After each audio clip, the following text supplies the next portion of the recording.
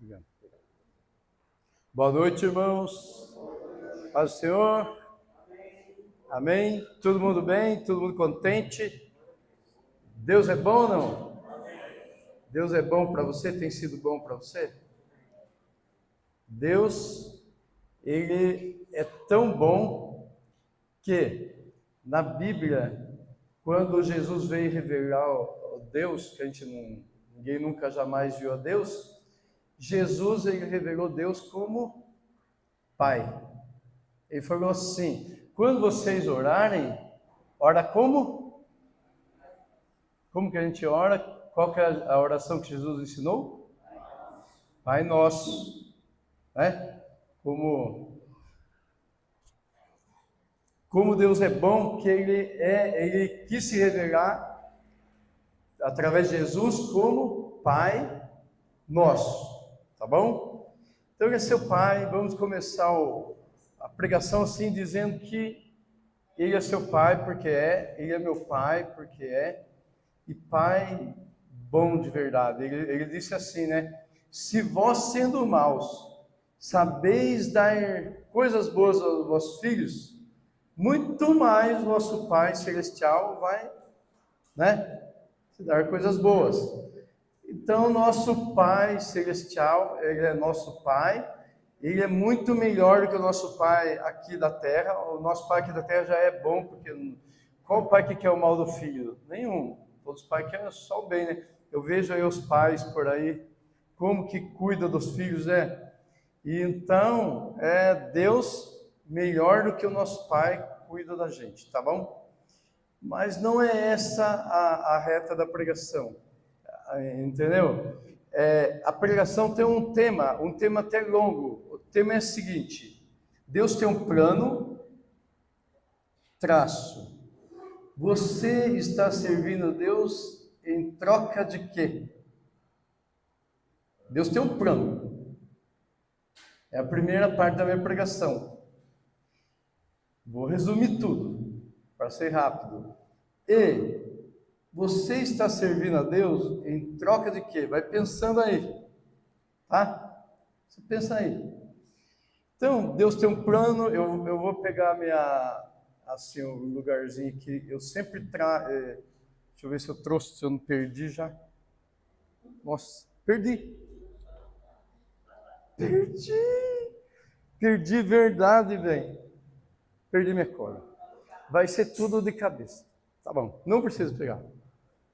Em Jó, não foi de propósito, eu ia fazer mesmo, porque eu ia ler tantos versículos aqui e não vou ler nada, e não decorei nenhum dessa vez. Mas é o seguinte, em Jó 42 não precisa. Então vai. Jó 42, um papelzinho branco lá. Jó 42 diz assim. Como que é aquela música, Roseli?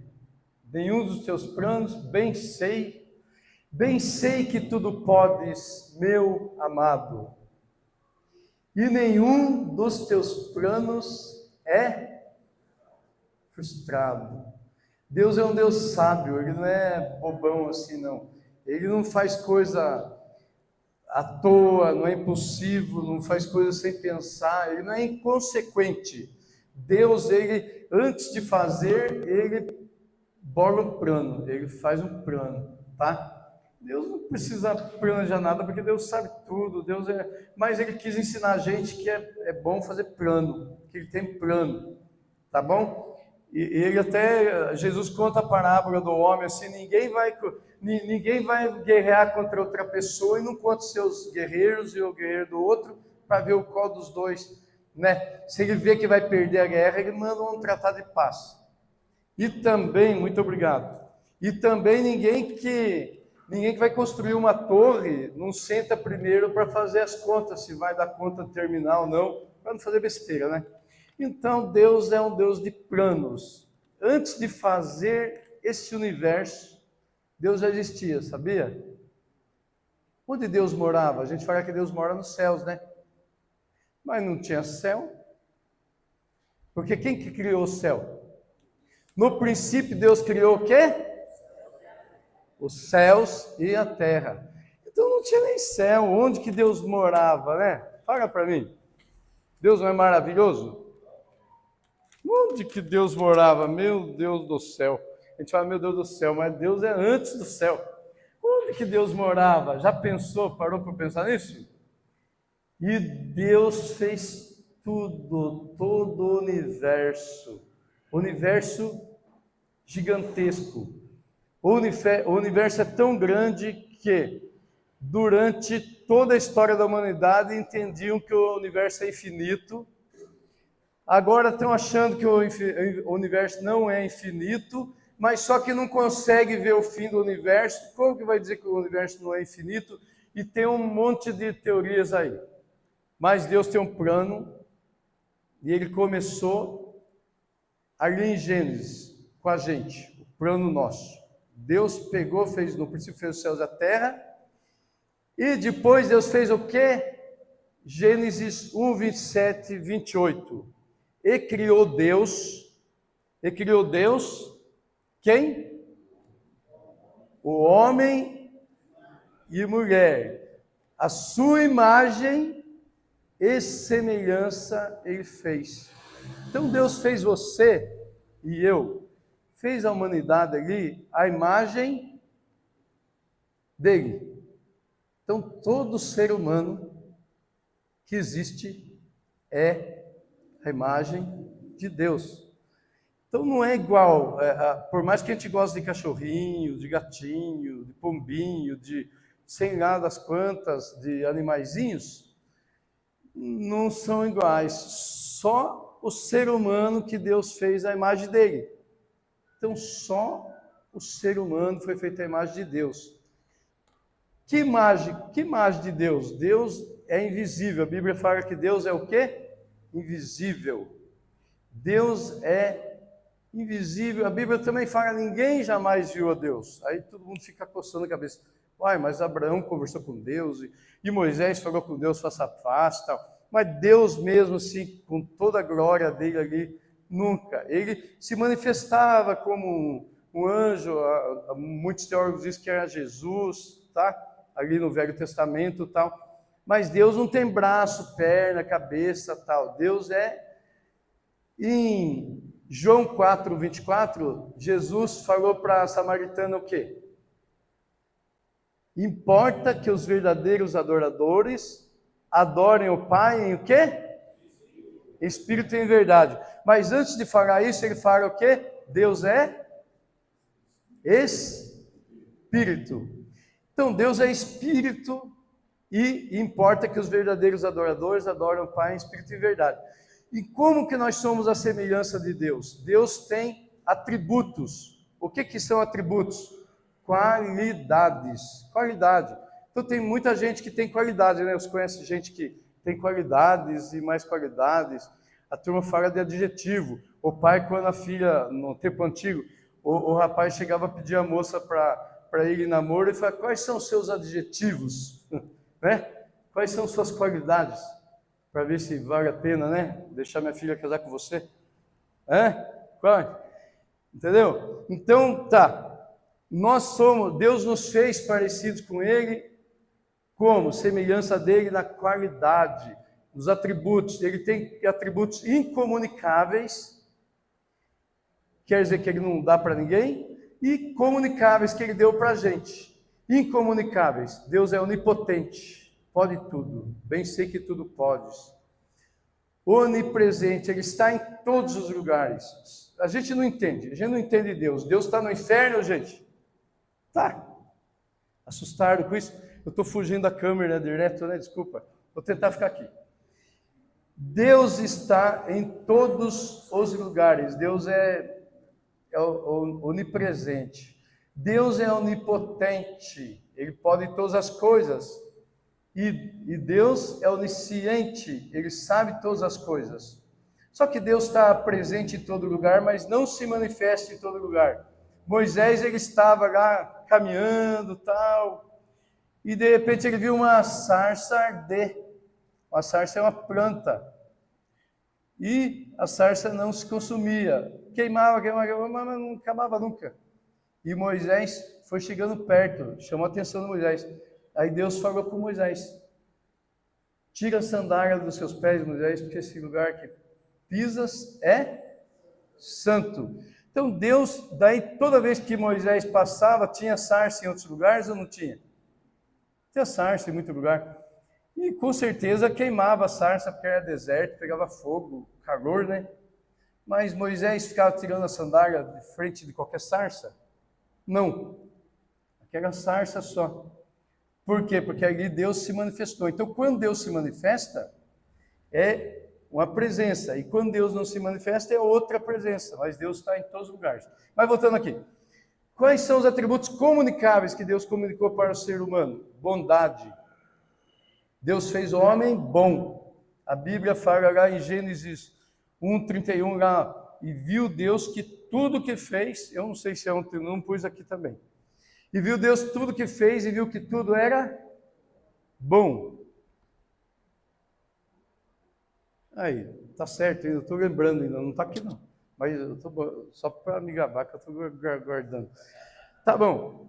Então, Deus deu bondade para o homem, deu inteligência, deu para o homem capacidade de criar. O homem cria. O João de Barro até hoje está morando em casinha de barro. O homem mora em arranha-céus. O homem, ele constrói, né, submarino, avião, carros e etc, etc. O ser humano, por quê? Porque Deus fez o homem à sua imagem e semelhança. Deu domínio, o homem domina a natureza para ele viver melhor, para ele viver bem. O homem inventou fogo aqui, ó, fogo. Depois inventou a roda, melhorou bem. Né? O homem pensou símbolo da psicologia, quer dizer mente. E daí ele inventou o fogo, depois ele inventou a roda, mas é porque Deus deu a inteligência para o homem. Facilitou a vida do homem, né? Fogo, roda, e por aí vai. O homem foi feito à imagem de Deus, Deus deu para o homem a capacidade de criar. O homem consegue, você está aqui, mas talvez sua cabeça esteja amanhã já no trabalho. Entendeu? Ou está lá ontem, ou anteontem alguma coisa. Não sei onde está sua cabeça agora. Mas você tem essa capacidade, o ser humano tem a capacidade de conversar consigo mesmo. Eu converso comigo mesmo, eu faço planos, e eu consigo cumprir, porque eu tenho noção de tempo, de espaço, entendeu? De como modifico as coisas, tal. Você foi feito à imagem de Deus. Tudo isso eu falei, resumidamente, para dizer que todo ser humano foi feito à imagem de Deus. Deus tem um plano. Qual que é o plano dele? O plano dele é ter uma família. Deus não é pai? Ter uma família cheia de filhos à imagem dele. Bom. Entendeu? Deus é bom, inteligente, faz planos, é misericordioso, é gracioso, benigno, e por aí vai um monte de qualidades que Deus tem, que vocês podem, se você pegar o fruto do Espírito, a caridade, gozo, paz, alegre, o crente é alegre, o crente, se ele grudar com Deus, ele vai ser alegre, porque Deus, o fruto do Espírito está dentro de nós, Deus é alegre, o crente deve ser alegre, caridade, gozo, paz, longanimidade, benignidade, bondade, fé, mansidão, temperança, domínio próprio. Deus deu tudo isso para o homem, que está lá em Gálatas 5, 22, 23, mas não é isso. Então tá bom, entendemos que nós fomos feitos à imagem de Deus, mas sabe o que aconteceu? O homem, imagine que o homem é uma Ferrari, é um carrão, né? É um carrão? O homem foi feito uma Ferrari. E daí, de repente ele saiu numa alta velocidade, 200 por hora, e bateu de frente com uma Scania, vamos dizer, com um tanque de guerra, para deixar bem pesado. Bateu de frente com um tanque de guerra. O que aconteceu com a Ferrari? Amassou tudo? Amassou. Deu PT ou não deu? 200 por hora de frente com... Deu PT, né? Deu PT. O homem deu PT. Vamos ler lá em Romanos 5,12. O homem deu PT. O ser humano ficou amassado, todo amassado. Portanto, assim como o pecado entrou no mundo por um só homem, Adão, e pelo pecado a morte, assim também a morte passou a todos os homens, pois todos pecaram. E Romanos 3,23. Porque todos pecaram e destituídos estão da glória de Deus. A glória de Deus é a presença de Deus. Todos pecaram e estão separados de Deus. Então o ser humano ficou o quê? Um carro amassado. A semelhança de Deus no ser humano foi manchada, estragada, entendeu? Quando você vê um carro, por exemplo, um Fusquinha que bateu feio, dá para saber que é Fusca ou não? Dá. Uma Brasília? E dá. Eu até vi um cara, deu um presente para a mulher dele, mas ele cobriu, ele pôs uma lona em cima, né? Mas a lona pegava o carro certinho, sim. E era um Fusca, mas dava para ver, né? Eu não queria. Era um Fusca. Bom, bateu, dá para ver que é o carro. Então, todo ser humano que você vê na face da terra é a imagem de Deus. Só que manchada, batida, estragada. Tá bom? Certo? Aí nós vamos lá em Romanos 8:29. Deus tem um plano. Certo? De ter uma família de pessoas iguais a Jesus Cristo, iguais a Ele, né? Pois os que conheceu por antecipação, também os predestinou para serem conformes à imagem de seu Filho, a fim de que ele seja o primogênito entre muitos irmãos. Então, os que antes conheceu, ele conheceu você antes de você nascer. Antes do mundo ser formado, Deus já conhecia você. Aos que antes conheceu, também os predestinou para serem conformes o quê?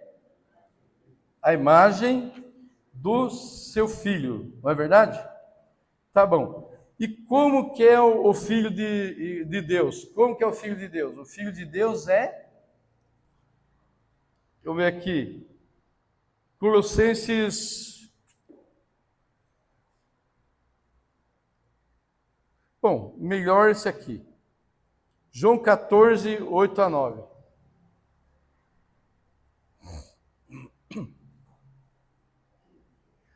Então, Deus, Ele tem um plano e nenhum dos seus planos são frustrados. Ele fez o ser humano para ser a imagem dele, Ele queria ter e quer ter uma família cheia de pessoas iguais a Ele, certo? Então Felipe lhe disse, Senhor, mostra-nos o Pai. Vai continuando. Obrigado. Jesus lhe respondeu, Felipe, há tanto tempo estou convosco, ainda não me conheces? Quem vê a mim, vê o quê? O Pai. Como pode dizer, mostra-nos o Pai? Então, Jesus falou assim, quem vê a mim, vê o Pai. Jesus é o Deus que se fez homem para mostrar ao homem como Deus é. Não é verdade? Porque a gente precisa ver, a gente tem necessidade de ver, não é verdade? Jesus é o Deus que fez homem para mostrar ao homem como Deus é. A Bíblia fala, a gente não vai ficar lendo mais versículos assim, nós vamos ler outros, né? Mas isso daqui é simples, todo mundo conhece. Jesus é a plenitude, a plenitude de Deus está em Jesus. Jesus é a expressa imagem de Deus, a expressa imagem de Deus. Então, quando você vê Jesus, você viu Deus. Se alguém perguntar para você como que é Deus, você fala, é Jesus. Olha para Jesus, você vê Deus. Porque Ele veio aqui mostrar como Deus é. E mais, Ele veio mostrar como Deus é, e veio mostrar para o homem como o homem deve ser. Nós lemos lá em Romanos 8:29. Aos que de antemão conheceu, também os predestinou para serem conformes à imagem do seu Filho. Deus quer que a gente seja igualzinho em Jesus, que a gente sendo igualzinho em Jesus, votar na Ferrari. Levou lá e na funilaria, sei lá, o funileiro é fantástico. E ele reformou a Ferrari, e a Ferrari ficou Ferrari de novo, perfeita. Então o ser humano, ele deu PT, todo ser humano que você vê na Terra aí está com PT, quem não é Jesus Cristo, ele deu PT, está com PT, e ele está lá, por isso que você vê que ele tem alguma bondade. O mundo não tem alguma bondade? Tem bondade no mundo. Tem pessoas que são boas no mundo, assim, a Bíblia fala, Jesus falou, bom é só um, só Deus. Mas tem um reflexo, tem um pouco de bondade, tem um pouco de amor, tem um pouco de humildade, tem um pouco de misericórdia. Não tem, no mundo tem. Isso daí, beleza é um atributo que Deus deu também. A gente não gosta de ver coisas belas, coisas bonitas, né? Então, o mundo não tem muitas coisas bonitas. Você assiste um filme, se encanta, vê um teatro, uma música, você se encanta. Isso daí é reflexo dos atributos de Deus, reflexo da semelhança de Deus. Deus é semelhante a tudo que é bonito, tudo que é bom, tudo que é moral. Deus nos fez moral. A gente tem consciência do que a gente é. A gente sabe o que é certo, o que é errado, o que é bom, o que é mal, entendeu? Então tá. Então essa foi a primeira parte. Terminar aqui nós aqui na igreja, nós que cremos em Jesus, nós somos o carro que está na funilaria, sendo arrumado, sendo transformado, cada dia se tornando parecido com Jesus. Quem não é convertido é o carro estragado que está lá jogado, não sei aonde, por aí, entendeu? Está perdido, está estragado, não tem chance. E para terminar essa parte aqui, 2 Coríntios 4:4, é importante ler isso. Tá bom. Minha mulher está falando, tome uma aguinha e beba.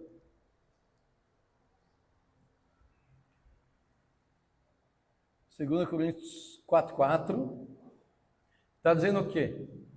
Entre os quais o Deus deste século cegou a mente dos incrédulos, para que não vejam a luz do Evangelho da glória de Cristo, o qual é a imagem de Deus. Jesus é o quê? A imagem de Deus. Mas existe um Deus nesse século que cegou. Esse mundo, Jesus falou assim, o mundo jaz no maligno. A Bíblia diz, o mundo jaz no maligno. O mundo jaz no maligno por quê? Porque tem um monte de gente aí que é a semelhança de Deus, mas também é a semelhança do diabo, porque ele é rebelde igual ao diabo. Ele é rebelde. Então no mundo tem muita maldade, não tem? Deus, ele tem um plano, mas no decorrer desse plano, no decorrer desse plano aconteceu essa situação aí que o homem caiu. Deus deu a chance do homem escolher. No jardim do Éden falou assim, Deus deu um monte de árvore para ele comer, à vontade. E tinha até a árvore da vida. Deus queria que ele desse o bote na árvore da vida e iria ser bom eternamente. Não iria existir pecado. O mundo iria ser outro, seria outra história. Mas o homem foi lá e comeu da árvore do conhecimento do bem e do mal. Ele pecou igual Satanás pecou. Satanás no céu, ele foi criado por Deus, ele era anjo de luz, ele era muito lindo. A Bíblia diz que é muito lindo. E estava lá muito poderoso e quis ser mais que Deus. E com o orgulho dele entrou o pecado lá no céu. E aqui na terra entrou porque o Satanás, Deus deu o domínio de toda a terra para Adão e Eva, para o homem, para dominar sobre tudo, frutificar e tal. Só que quando ele pecou, ele decidiu não querer Deus. Eu não quero Deus. Eu sou independente, quero ser independente. O que significava comer da árvore do conhecimento do bem e do mal? Eu me viro sozinho, o Senhor cuida da sua vida e eu cuido da minha. Fica na sua, eu fico na minha. Ele fez a mesma coisa que o diabo fez. E a partir desse momento, ele entregou o domínio desse mundo para Satanás. Quem domina esse mundo é o diabo. Lógico, dentro dos limites de Deus, porque Deus que é Deus. O diabo não é Deus. Deus, quando o diabo quis prejudicar Jó, ele ia pedir autorização. E Deus permitia. Até certo ponto, chegou um ponto, Deus falou, não, até aqui só, parou. Então, nesse mundo aqui, o Satanás trabalha, faz um monte de coisa errada. O ser humano que perdeu boa parte da imagem de Deus, que se tornou mal, esse mundo se tornou mal. A gente vive no mundo mal, infelizmente. Então, a gente tem os nossos filhos, é triste, a gente sabe que o mundo é mal. O ano passado, 2023, no Brasil, houve 40 mil homicídios. Homicídio é um mata o outro. 40 mil homicídios. Na estatística, de cada 10 homicídios, 7 não acha quem matou. Ou 8, dependendo do estado, até 9. Entendeu? Fica impune. Para ter uma ideia do montante disso, a guerra do Vietnã, em 10 anos, morreram 50 mil pessoas. Foi uma guerra sangrenta.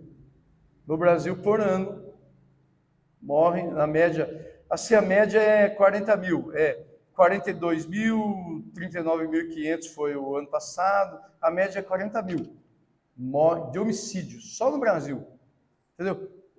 Guerra de Israel, guerra na Rússia, e por aí vai. O mundo é mau, gente, o mundo é mau, o mundo é mau.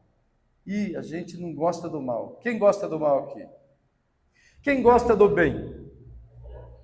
Quem gosta da bondade? Da bondade. Quem gosta de justiça? Isso Deus deu para nós, é atributo de Deus. Justiça. Santidade, quem gosta? Deus deu para nós. Tudo isso, quando você está servindo a Deus e querendo ser a imagem de Deus, você está querendo que Deus restaure isso em você, tá bom?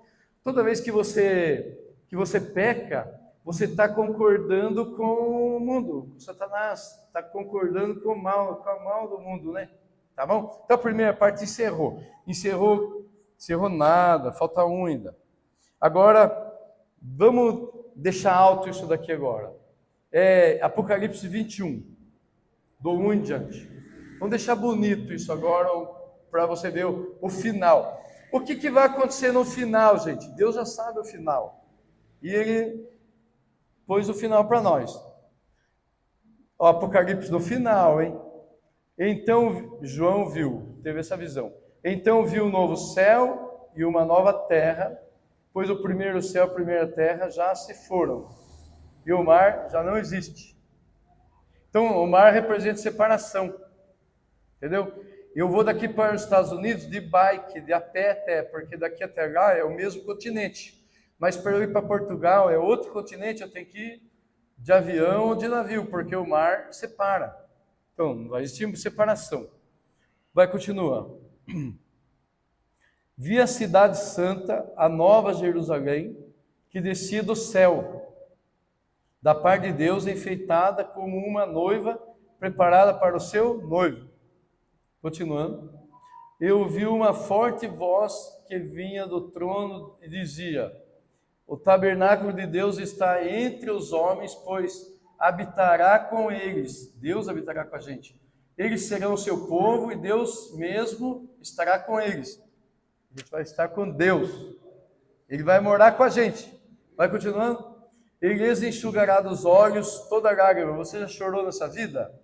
Eu chorei muito, bastante. Deus vai enxugar. E não haverá mais o quê? Vai ter morte.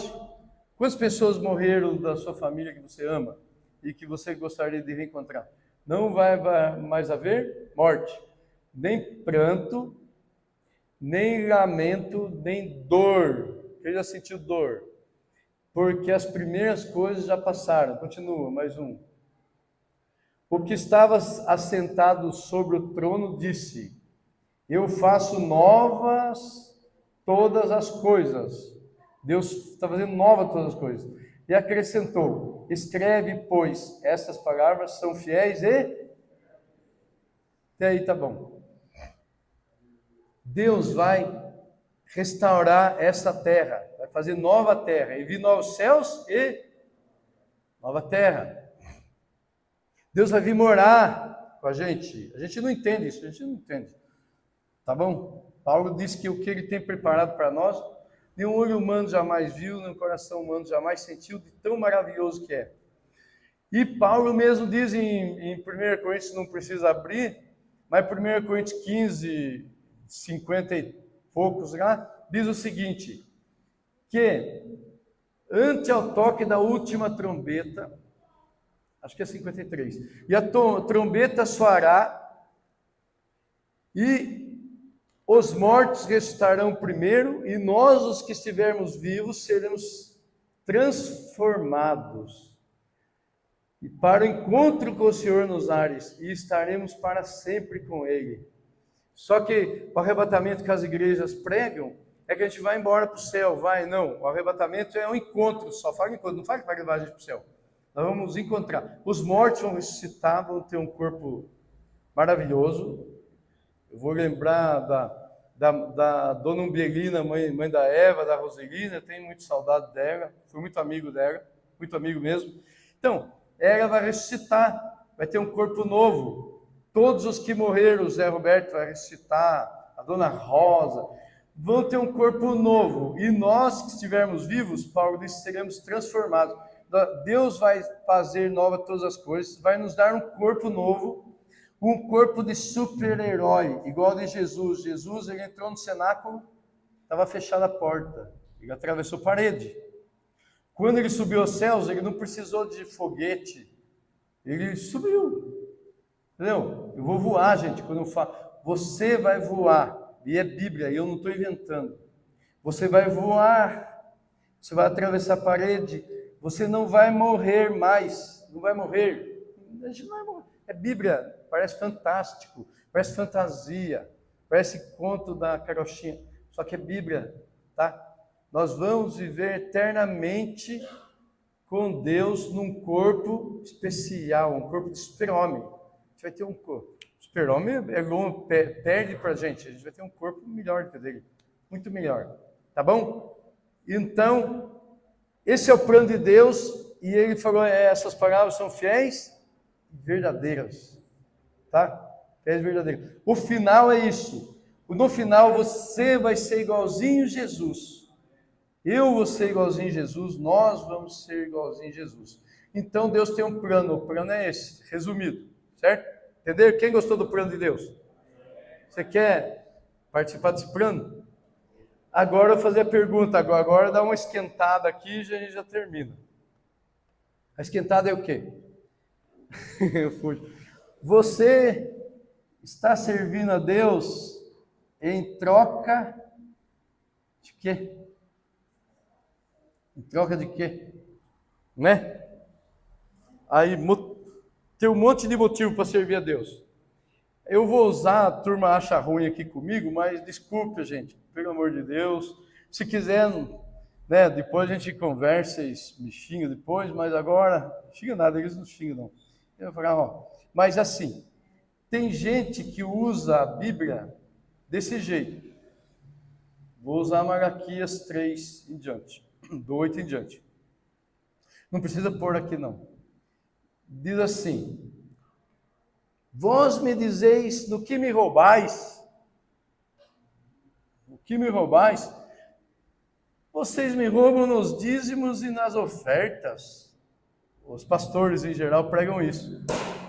Se você não entrega o dízimo e a oferta, você é o quê? Ladrão, eles dizem isso. Não é? Pesado isso? Pesado ou não? Daí, eles usam também o quê? Eles usam assim, porque a Bíblia fala, se você entregar os dízimos, trazei todos os dízimos à casa do tesouro, depois fazei prova de mim. Se eu não vos encher os vossos celeiros, abrir a janela do céu e vos te dar uma maior abastança. Então, ensinam ganância, entrega o dízimo e eu vou te prosperar, né? Então tem o medo primeiro. Não, primeiro é culpa, né? Você me rouba. Vocês são ladrões se não entregam o dízimo. É culpa, eu fico culpado. Daí eu pego o quê? Entrego o dízimo. Eu sirvo a Deus por medo. Maneira errada. Você está servindo a Deus em troca de quê? Tem gente que serve a Deus de medo. Medo, por quê? Porque está me chamando de ladrão. Não, por culpa, né? Por culpa primeiro. Serve a Deus por culpa. Ah, está me chamando de ladrão. Eu me sinto culpado, né? Ladrão, credo. Eu vou entregar o dízimo, porque eu não sou ladrão. Então, você está entregando de culpa. Aí, na ganância, se eu não abrir a janela dos céus, eu tenho aquela pessoa que a culpa não adianta com ele, mas ele quer ser abençoado, ser próspero. Daí ele entrega o dízimo por quê? Por causa da ganância, ele quer ser próspero. E tem um outro que entrega de medo, porque aí nessa sequência fala assim que o devorador, se você não entregar o dízimo, o devorador vai lá e vai comer suas dispensas. Daí fica com medo, né? Então, ou você serve a Deus pelo quê? Por culpa, ou você serve a Deus por medo, ou você serve a Deus por ganância. Esses três tipos de servir a Deus. Mas tem mais, quer ver? Outro tipo de servir a Deus. Eu sirvo a Deus porque eu quero ter um propósito na minha vida. Eu já preguei muito isso, para a pessoa ter um propósito. Quando a gente tem um propósito, a gente vive melhor, vive mais feliz, mais alegre. Propósito. Tem outro que para ter um sentido na vida. A vida sem Deus não tem sentido. Então, eu sirvo a Deus porque a vida me dá o quê?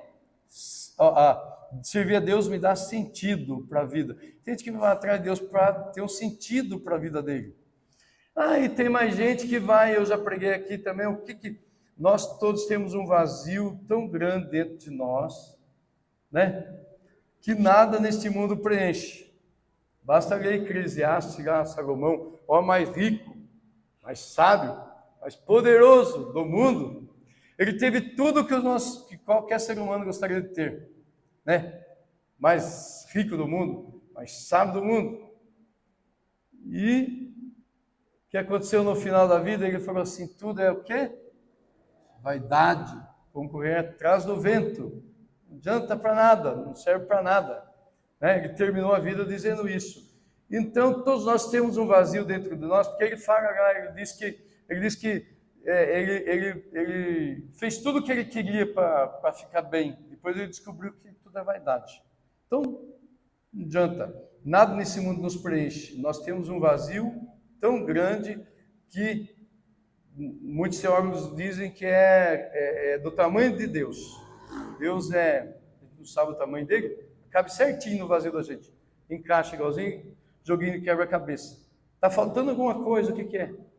Põe Deus lá que ficou bonita a figura, você entendeu a figura, entendeu? Completou a figura lá.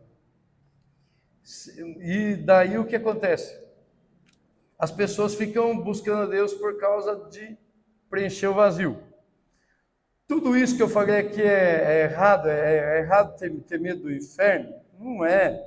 Tem inferno mesmo e muita gente vai pagar, né? É errado ter culpa? Se eu peco, é correto. Estou deixando bem fechadinho aqui para depois ninguém pegar. É correto ter culpa. Você ter culpa só pedir perdão para Deus, vai se consertar, se arrepender, gente, entendeu? É errado você querer prosperar? Claro que não. Deus promete prosperar você também? Claro que promete. Deus promete cuidar de você. Deus é nosso Pai, tá bom? Você vê lá, Abraão, ele foi rico e tantos outros homens da Bíblia foram ricos. Não tem nada a ver, não tem nada contra a riqueza. A riqueza não é mal. Mal é o amor à riqueza. Entendeu? Então não é errado ser rico. É pior ser pobre, porque pobre é difícil a vida, rico é mais fácil. Mas só que a Bíblia fala que é mais fácil entrar, né? Camelo no fundo da agulha do que um rico entrar no reino dos céus. Mas quando fala de rico aí, não está dizendo muito dinheiro, não. Está dizendo amor. O amor às riquezas deste mundo, entendeu? Não é só do dinheiro. Amor para qualquer riqueza deste mundo aqui pode te impedir de entrar no reino de Deus. Mas tá bom. Motivo errado. Deus fala assim, eu quero que você pense, está servindo a Deus porque por medo? Eu fico fugindo. Você servindo a Deus por ganância? Pensa aí. Está servindo a Deus por culpa? Para preencher o vazio? Para te dar um sentido? Por que você está servindo a Deus? Por quê? Pensa bem. Vamos continuar. Moisés, agora eu estou dando o desfecho. Moisés, ele foi chamado por Deus para tirar o povo do Egito para a terra prometida, certo? E no caminho, ele parou e subiu o monte. Deus deu as tábuas da lei para ele. E ele desceu e o povo já tinha feito um bezerro de ouro. E estava adorando o bezerro de ouro, dizendo que o bezerro de ouro que tirou eles da terra do Egito. Já estava lá tudo errado. E olha que interessante como que é. Moisés, ele quebrou, ele ficou irado com o povo, quebrou as tábuas e tal. Depois desse episódio, Deus chegou em Moisés e falou assim, Moisés, propôs uma proposta para ele, fez uma proposta para ele. Ó, vamos destruir todo mundo aí, vamos matar todo mundo aqui no deserto e começar tudo de novo com você. Vamos? Fechou? O que Moisés disse? Disse assim, risco o meu nome do livro da vida, mas não faça isso daí. Perdoe esse povo. Por que Moisés servia a Deus? Porque ele amava Deus. Ele sabia que Deus tinha um propósito. Deus tinha um propósito de tirar o povo do Egito, levar para a terra prometida. Na terra prometida formar esse povo, desse povo vir Jesus e fazer o plano dele. Moisés sabia que Deus tinha um plano e Moisés falou para Deus, não, continua com o teu plano certinho, perdoa eles, deu até conselho para Deus, entendeu? E a Bíblia fala até que Deus se arrependeu. E a Bíblia diz que Deus não se arrepende, quer dizer, ele foi uma pegadinha do malandro que Deus fez com Moisés. Deus estava batendo um papo com Moisés e Deus sabia que Moisés servia a Deus por amor, mas queria mostrar para nós aqui que a motivação de Moisés servir a Deus era amor. Existia uma mulher na história muçulmana chamada Rabia. Que nome estranho, né? Rabia. Essa mulher aí, ela amava Deus. Mesmo sendo muçulmana, mas ela não estava nem aí com religião, ela queria Deus. Queria Deus e encontrou, assim, teve uns vislumbres de Deus. Era do ano 800, que o pessoal põe no ano 801, mais ou menos. Rabia é o nome dela. Daí ela fez essa oração. Preste atenção nessa oração. Que maravilhosa. A oração é assim. Se eu te adorar, de medo do inferno, me queima no inferno. Se eu te adorar, pelo paraíso, me exclua do paraíso. Mas se eu te adorar, porque eu te amo, não escondas de mim a tua face. Entendeu? Essa mulher encontrou com Deus, não é verdade? Ela estava igual a Moisés. Moisés servia a Deus porque ele amava a Deus. E essa mulher servia a Deus porque ela amava a Deus. Tem o motivo correto de servir a Deus deve ser amor. Qual que é o primeiro mandamento? Amar a Deus sobre todas as coisas. O que Jesus falou sobre os mandamentos? Todos os mandamentos se resumem em dois: amarás a Deus de todo o teu coração, de toda a tua alma, de todo o teu entendimento. A motivação nossa deve ser amor. Deus quer amor. Ele deixou lá no jardim do Éden a escolha. O homem podia pegar a árvore da vida, mas escolheu a árvore do conhecimento do bem e do mal. Ele está dando de novo a chance para a gente. Você quer a árvore da vida? Quer Deus? Comer de Deus? Ou a árvore do conhecimento do bem e do mal? Então, por amor, quer que ame Ele. Agora, passou pela minha cabeça por muito tempo, eu pensava assim: Deus é muito metido, muito egocêntrico. Deus é muito, ele assim, orgulhoso, metido pra caramba, porque Ele quer que a gente ame Ele exige que a gente ame Ele, né? Eu ficava achando muito errado isso. Que coisa errada, né? Está errado. Agora vamos pensar um pouquinho. Primeiro, a Bíblia diz que antes da fundação do mundo, Jesus é o Cordeiro morto. Ele é o Cordeiro morto antes da fundação do mundo. Então Deus tem um plano.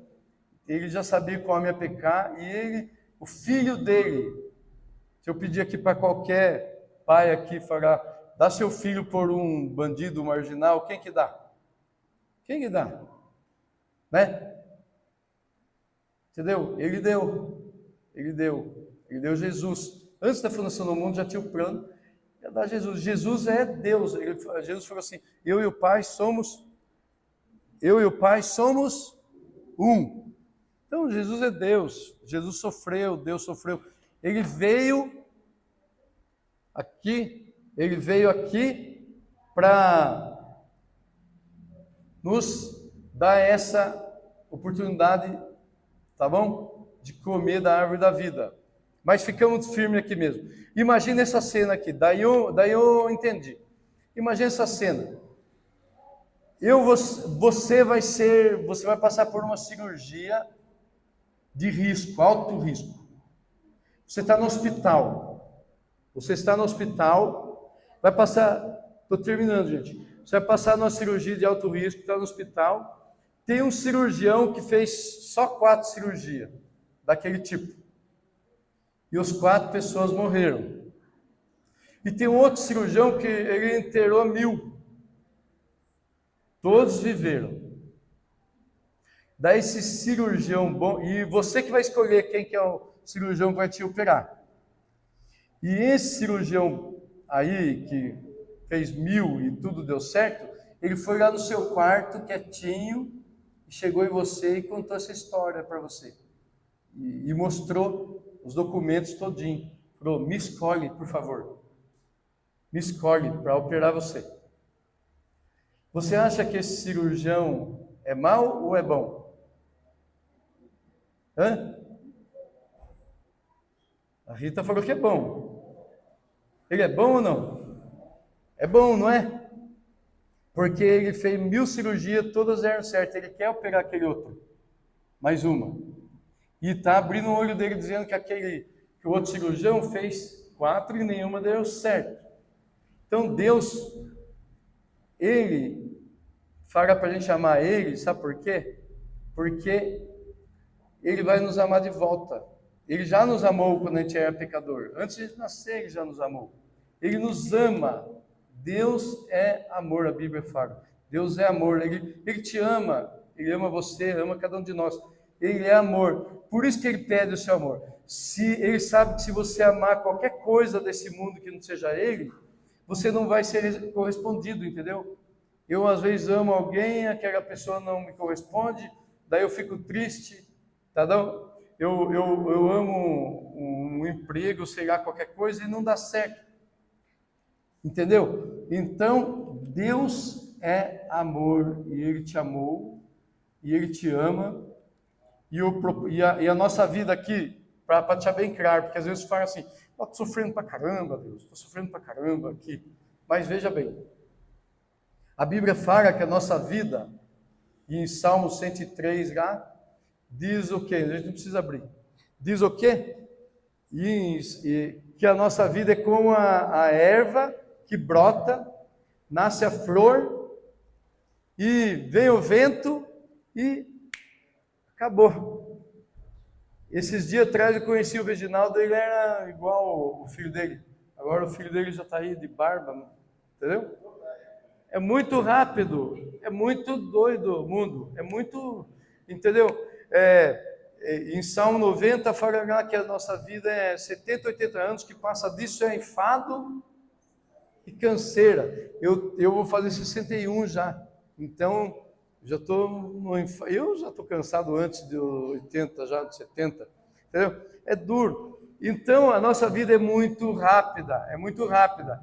E agora, terminando, o desfecho final. Olha, gente, segura a ponta aí, me ajuda aí. O desfechinho final esse eu vou abrir aqui. Esse eu faço questão, é o último versículo que a gente vai ler agora. Mateus 18.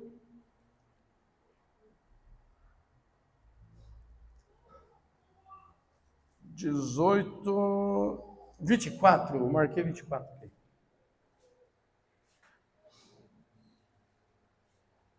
Ah, não, põe no 18:1.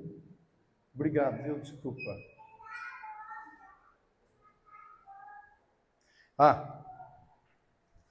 Naquela hora, os discípulos se aproximaram de Jesus e perguntaram: quem é o maior no reino do céu? Continua. Jesus chamou uma criança, colocou-a no meio deles, continuando, e disse: em verdade vos digo que, se não vos converterdes e não vos tornardes como crianças, não entrareis no reino dos céus. Portanto, quem se tornar humilde como esta criança, esse será o maior no reino do céu. Terminou. Final. Aqui, ó. Jesus estava lá, os discípulos chegaram em Jesus, metido, eles estavam querendo ser muita coisa, né? Quem vai sentar à direita, quem vai sentar à esquerda, eles perguntaram. Nós deixamos tudo, o que a gente vai ganhar com isso, não é? Os discípulos eram metidão, queria coisa, era ganancioso mesmo, normal. O ser humano a gente é. Aí, Jesus falou assim, veio uma criança aqui, daí veio uma criança e ele agarrou e mostrou. Pronto. Se vocês não se converterem, é para nós nessa noite, ó, o último versículo. Se vocês não se converterem, não se tornarem como uma criança, não herdarão, não entrarão no reino dos céus. A palavra reino dos céus e reino de Deus é tudo sinônimo. Você vê parábola em Mateus, quando vai para Marcos e Lucas, eles usam reino de Deus e lá é reino dos céus, é a mesma coisa. Reino de Deus, reino dos céus. Resumindo, a mesma coisa. Para entrar no reino dos céus, o reino de Deus, você tem que se tornar como uma criança. Daí você pensa assim, a criança ela é o quê? Inocente, a gente fala, né? Só que não, a Bíblia fala que nós somos maus. Davi falou assim, no ventre da minha mãe eu fui formado, né? Já era mal, já fui em pecado, fui concebido, ele fala. Pecado foi concebido. Então, criança, quem que ensina a criança a morder os outros? Tomar brinquedinho, tal, né? Puxar cabelo? Ninguém. Todo mundo é mau.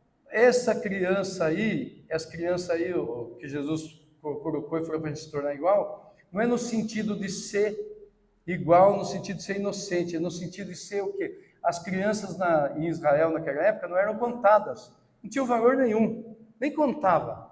Não era contado, contava os homens, a mulher, criança piorou. Não contava. Criança é dependente. Criança é dependente. Dependente, ela depende 100% do adulto, não é verdade? Se não der comida, morre. Se não der roupa, ele fica com frio. Criança, além de ser dependente, ela não tem nada para dar em troca. Você não precisa trocar com Deus, vai ganhar, entendeu? Criança não tem nada para dar em troca. Criança é criança. Então, você tem que se tornar como uma criança. Deus não é pai? Você é criança. Quero ser como criança, né? Te amar pelo que és. Olha só. Agora, depois, eles vão tornar inocência, mas a inocência pode servir aqui. Pode servir aqui. Eu gosto muito de chegar na menininha da Raquel, né? E encaro ela e ela faz com a cara assim, brava comigo. Não faz de conta.